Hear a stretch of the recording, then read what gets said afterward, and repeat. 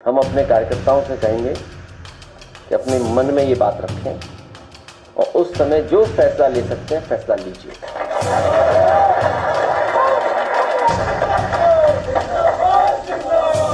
मिल्कीपुर उपचुनाव को लेकर अब बिगुल बज चुका है। एक तरफ बीजेपी तो दूसरी तरफ समाजवादी पार्टी मैदान में उतर चुकी है। अयोध्या की हार के बाद बीजेपी पार्टी पूरा दमखम लगा रही है, तो वहीं अखिलेश यादव ने कल प्रेस कॉन्फ्रेंस कर दावा ठोक दिया कि बीजेपी मिल्कीपुर उपचुनाव भी हार रही है। और जब प्रेस कॉन्फ्रेंस में वोटिंग के दौरान गड़बड़ी की बात आई तो अखिलेश यादव ने मीडिया के सामने बोल दिया कि अगर मिल्कीपुर उपचुनाव में गन पॉइंट पर कोई गड़बड़ हुई तो कार्यकर्ताओं को जो फैसला लेना है वो ले सकते हैं। यूपी की राजधानी लखनऊ में रविवार को समाजवादी पार्टी के मुखिया अखिलेश यादव ने प्रेस वार्ता की। उन्होंने स्वामी विवेकानंद की जयंती पर लोगों को संबोधित किया। कहा कि स्वामी विवेकानंद ने जो कहा था कि धर्म से ज्यादा रोटी की जरूरत है, गरीब को धार्मिक बात समझाना गलत होगा। अखिलेश ने मिल्कीपुर उपचुनाव पर सरकार को घेरा। कहा कि मिल्कीपुर चुनाव में गन पॉइंट पर गड़बड़ी की गई तो मैं अपने कार्यकर्ताओं से कहूंगा उस समय जो फैसला ले सकते हैं ले। अयोध्या का चुनाव भारतीय जनता पार्टी फिर एक बार हारेगी। इसलिए हारेगी कई अखबार टीवी चैनल यही कह रहे हैं कि समीकरण तो समाजवादी पार्टी के पक्ष में ही है। जब टीवी चैनल अखबार बोलने लगे, मैं आपसे भी कहूंगा कि ऐसा मत न्यूज चलाइए। इसलिए न्यूज मत चलाइए क्योंकि बीजेपी पुलिस लगा देगी। मेरी आपसे हाथ जोड़ के निवेदन है कि 7 चुनाव तो लूटे उन्होंने, इसीलिए सुप्रीम कोर्ट में भी बात चली गई है और इलेक्शन कमीशन ने भी वो डिजिटल जो रिकॉर्डिंग्स हैं, डिजिटल जो चीजें उनको देने मना कर दिया।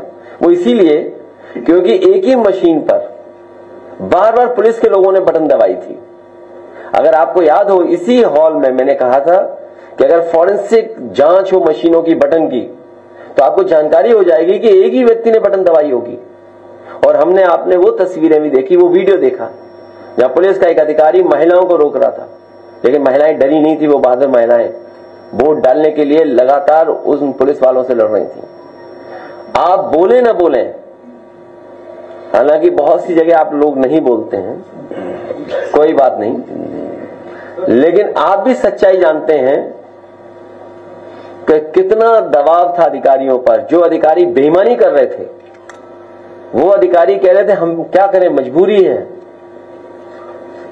तो मिल्कीपुर का चुनाव जनता समाजवादियों को जिताने जा रही है। बस आपसे निवेदन है कि आप हमारी बड़ाई मत करना। रामपुर की तरह गन पॉइंट के वोटर्स को रोका गया तो उसके लिए क्या तैयारी है? ये सवाल बड़ा है। हम अपने कार्यकर्ताओं से कहेंगे कि अपने मन में ये बात रखें और उस समय जो फैसला ले सकते हैं फैसला लीजिए।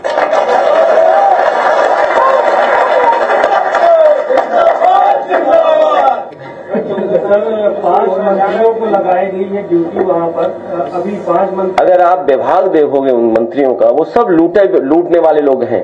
विभाग लूटे हैं। आप बताइए किस विभाग में नहीं आ रही हैं शिकायतें? किस विभाग में शिकायतें नहीं? 14 तारीख से कुंभ शुरू हो रहा था, जा रहे हैं कि नहीं जा रहे? मैं हमेशा गया हूं और अगर आप कहो तो तमाम वो पिक्चर्स मैं शेयर कर सकता हूं आपसे जिसमें समय समय पे मैंने गंगा में स्नान लिया है। कम से कम वो भी शेयर करें जो दूसरों को कह रहे हैं कि गंगा में नहाओ। और कुंभ में जाने की जो परंपरा है वो कई महीनों में कई तरीके से परंपराएं हैं। कुछ लोग गंगा स्नान इसलिए करने जाते हैं पुण्य के लिए, कुछ दान के लिए जाते हैं, और कुछ लोग जो पाप करते हैं अपने पाप धोने जाते हैं। तो हम लोग पुण्य के लिए जाएंगे और दान के लिए जाएंगे। तस्वीर लगा दी गई है सर वहाँ पे। अभी लोग एक सवाल है, लखीमपुर खीरी में रामचंद्र मौर्य की पुलिस हिरासत में मौत हो गई, उसको लेकर के पीपी सिंह जो वहाँ के सीओ से दोहरा है, उन पर कोई कार्रवाई नहीं, बहुत उल्टा सीधा बोला परिवार ने। मुझे याद है ये घटना कुछ दिन पहले हुई है और जब मुझे वो वीडियो मिला तो मैंने वीडियो शेयर भी किया था। एक पुलिस अधिकारी इस तरह की भाषा नहीं बोल सकता। ये वही जिला है जिस जिले में एक विधायक जी को ठोका गया था और किसने पीटा था? ये पीडीए परिवार के साथ इसी तरह का व्यवहार इस सरकार में बहुत दिनों से हो रहा है। ये पीडीए परिवार के लोग बहुत अपमानित हो रहे हैं। इसलिए मैंने ये भी कहा कि पीड़ित, दुखी, अपमानित लोग पीडीए के साथ खड़े दिखाई दे रहे हैं।